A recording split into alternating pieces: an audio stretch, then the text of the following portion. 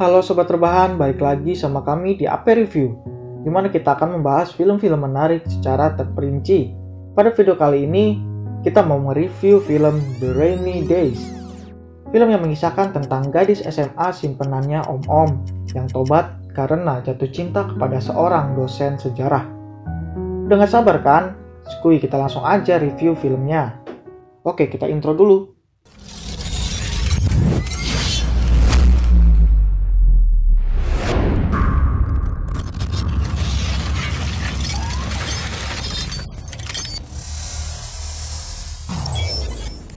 I love you. Kisah dimulai pada saat Ryo Ozawa masih berusia 14 tahun. Dia dan ibunya berada di rumah sakit. Tokoh Ryo Ozawa ini diperankan oleh model cantik bernama Nozomi Sasaki. Nozomi telah memiliki beberapa peran dalam film dan juga acara TV di Jepang. Terlihat Ryo bersikeras menolak permintaan ibunya. Permintaan apa itu? Kemudian Ryo berpapasan dengan Kouki Ozawa di lorong rumah sakit. Tokoh Kouki Ozawa diperankan oleh aktor ternama yaitu Sosuke Tanihara. Sosuke merupakan aktor yang telah banyak bermain dalam film di Jepang.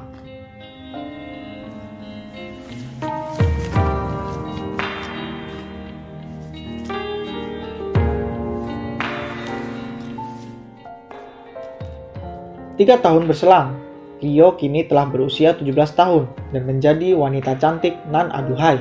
Ryo kini menjadi seorang simpenan dari om-om kaya. Di sekolah, Ryo dan gengnya menolong cewek yang lagi dipalak dan mau ditelanjangin. Cewek itu bernama Tomoko dan mereka pun menjadi sahabat. Tomoko diajak ke sebuah klub dan mereka bersenang-senang di sana.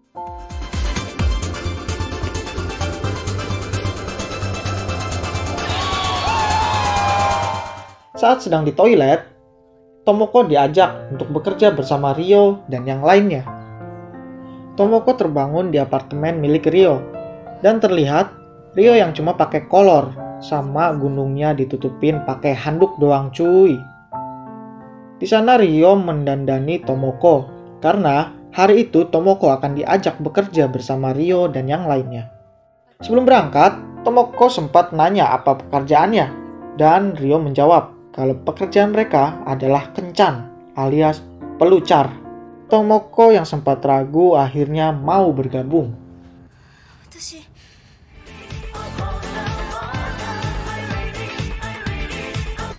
Sebelum kerja, mereka makan dulu dan Tomoko yang masih gugup disuruh ngabarin Ryo dan memberikan alamat hotelnya apabila terjadi hal-hal yang tidak diinginkan.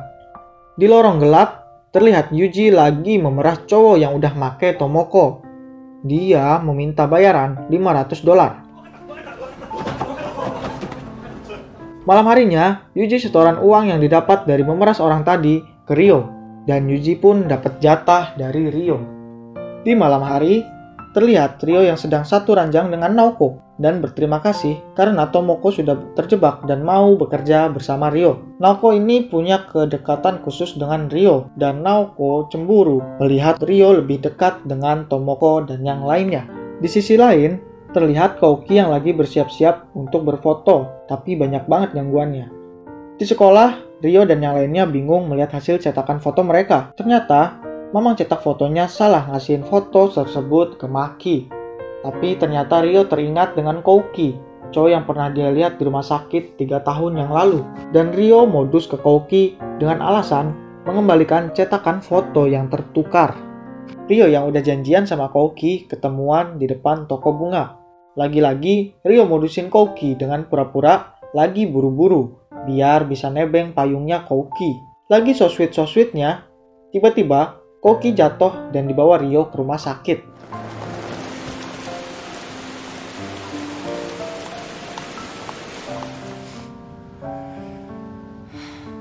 Suster yang rawat Kouki bilang kalau Ryo udah nungguin dia berjam-jam. Ryo yang mau kerja tiba-tiba ngebatalin kencannya karena ditelepon Kouki. Dan Ryo pun langsung datang ke rumah sakit buat nemuin Kouki. Moshi.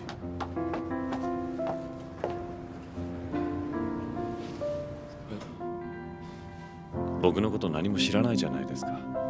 身長は184センチ。mereka pun mulai akrab.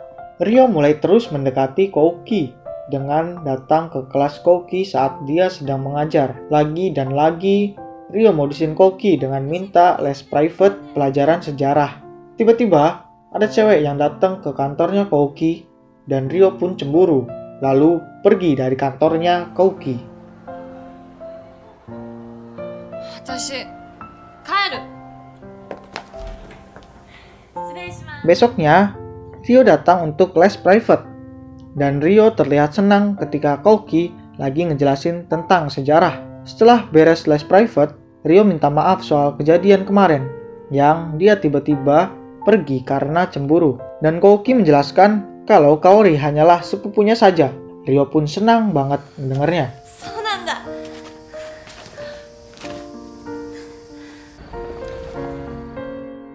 Pas jalan pulang, mereka mampir ke kedai ramen buat makan malam. Tapi lagi makan, Ryo tiba-tiba nembak Kouki. Tapi Kouki nolak karena Ryo itu masih terlalu muda untuknya. 私が先生の Di stasiun balapan, Ryo maksa Kouki buat kencan. Bukan kencan dalam tanda kutip ya. Kalau Ryo bisa dapat nilai 100 di ujian sejarahnya. はいじゃあ気をつけて。 Kouki yang tersenyum dengan tingkahnya Ryo, tiba-tiba wajahnya menjadi muram. Besoknya, ketika mau bekerja, Ryo bilang ke teman-temannya kalau dia mau berhenti kerja karena dia jatuh cinta ke Kouki. だからいつものマンションはもう使えなくなっちゃう。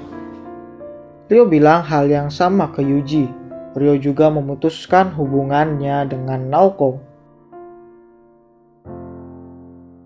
Ryo mulai bertobat dan mengembalikan semua fasilitas yang dia dapat dari om-om simpenannya dan meninggalkan apartemen itu. Ryo makin giat belajar demi mendapat nilai 100 dan bisa berkencan dengan Kouki. Tapi hasilnya, Ryo cuma dapat nilai 99. Saat Kouki ngecek hasil ujian Ryo, Kouki membenarkan jawaban Ryo yang salah dan mengubah nilai menjadi 100. Dan mereka pun akan berkencan sesuai janji mereka. Mereka berkencan ke tempat pemilihan Kouki. Karena Kouki ini adalah guru sejarah, akhirnya mereka jalan-jalan ke tempat-tempat bersejarah. Di perjalanan, Ryo merasa sangat senang ketika Kouki menggenggam tangannya. Teman-temannya heran karena Ryo membawakan souvenir kaos lambang-lambang dari keluarga kerajaan di Jepang. Ryo juga memberikan kaos itu ke Naoko. Keesokan harinya, saat sedang di perpustakaan, Ryo terus menggoda Kouki. Bahkan dia berteriak di sana. 私のこと好き？ねえねえ。 Ryo yang tertidur dibangunkan oleh Kouki. Dan Kouki pun mencium Ryo. Ryo dan Kouki sekarang terlihat seperti sepasang kekasih. Mereka kencan dan nonton film ke bioskop seperti pasangan pada umumnya. Saat sedang berada di rumah Kouki, Ryo melihat sebuah angka 14 dan bertanya artinya. Kouki hanya terdiam tanpa menjawab. Di sini Kouki membalik kubus angka menjadi 09. Dan wajahnya nampak murung. Dan tiba-tiba, Kouki memeluk Ryo dari belakang, namun dengan raut wajah kesedihan.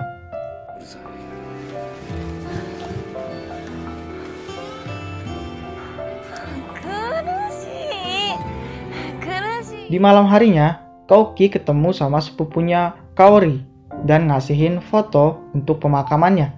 Ternyata, Kouki ini memiliki penyakit yang membuatnya hidup tidak lama lagi. Kini Kouki mulai menjauhi Ryo tanpa memberikan alasan apapun.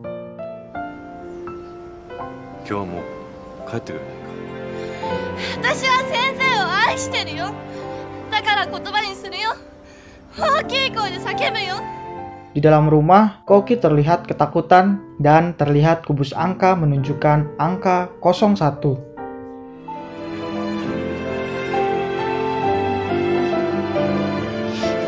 Di sekolah, Naoko berusaha membunuh teman-teman Ryo hingga menyebabkan Ryo terluka. Naoko yang merasa bersalah langsung lari ke atap sekolah dan mencoba bunuh diri.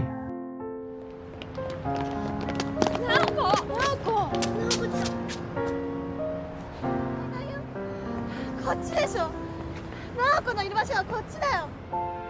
Setelah memberikan salam perpisahan, Naoko pun menjatuhkan dirinya.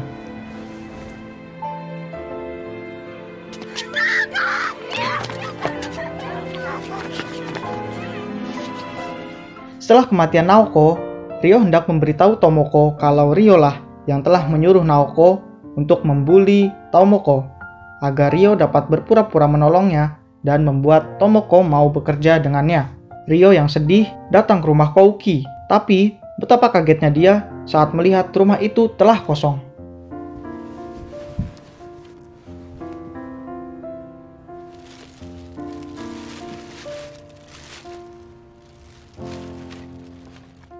Keesokan harinya, Ryo pingsan di tengah jalan menuju sekolahnya dan langsung dibawa Tomoko ke rumah sakit. Di rumah sakit, Ryo bercerita kalau Kouki telah pergi tanpa memberikan kabar. Tomoko yang telah memaafkan Ryo mencoba menolongnya untuk mencari tahu keberadaan Kouki. Tapi sayang, Tomoko dan yang lainnya gagal mendapatkan informasinya. Namun, ketika mereka hendak kembali ke kamar Ryo, mereka melihat Kaori, Tomoko dan yang lainnya meminta Kaori untuk berbicara dengan Ryo. Kaori pun mau menemui Ryo dan memberikan alamat barunya Kouki kepada Ryo. Ryo pun pergi menemui Kouki di pinggir pantai. Ketika Ryo bertanya alasan Kouki pergi, Kouki hanya menjawab kalau dia mendapat pekerjaan baru dan harus melakukan penelitian. Ryo bercerita tentang masa lalunya 3 tahun yang lalu, kalau dia pernah diperkosa dan hamil. Saat mereka bertemu di rumah sakit, ibunya sedang memaksa Ryo untuk mengaborsi anak dalam rahimnya itu. Saat sedang di bis untuk perjalanan pulang, Ryo melihat kalau Kouki jatuh pingsan. Ryo pun langsung membawa Kouki ke rumah sakit. Dari sinilah Ryo tahu kalau Kouki mengidap tumor otak dan kubus angka di rumah Kouki menunjukkan sisa hidupnya akibat penyakit yang ia derita. Ryo yang telah mengetahui penyakit dari Kouki meminta Kouki untuk mau dioperasi sekali lagi. Dan apabila efek samping dari operasi itu membuat Kouki kehilangan semua ingatannya, Ryo siap membantu Kouki mengingat semua kenangannya kembali. Kouki pun mau melakukan operasi dan Kouki mengungkapkan isi hatinya ke Ryo. Ryo. Aishiteru yo.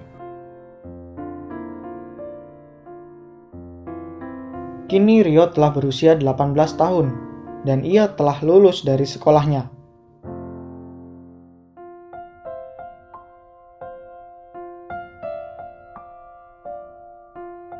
Di tengah hujan, Ryo bertemu dengan Kouki dan Ryo melakukan modus yang sama untuk coba mengingatkan Kouki tentang kenangan yang dulu pernah mereka lewati bersama.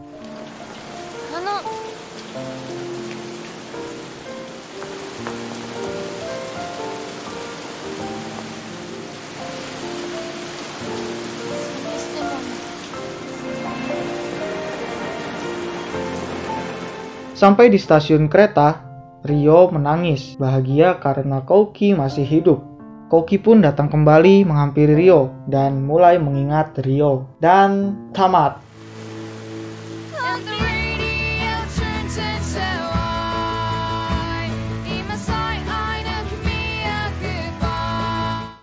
Film romantis asal Jepang ini benar-benar sangat menyentuh dan berakhir dengan happy ending. Buat kalian pecinta film bergenre romance, film ini pas banget nih dan pastinya bisa bikin kalian baper ngeliat perjuangan Ryo dalam mengejar cintanya. Ditambah pemeran Ryo yang cantik banget, pasti bakal bikin kalian enjoy buat nonton filmnya. Oke, jadi segitu dulu ya review film kita kali ini. Jangan lupa like kalau kalian suka dengan video ini.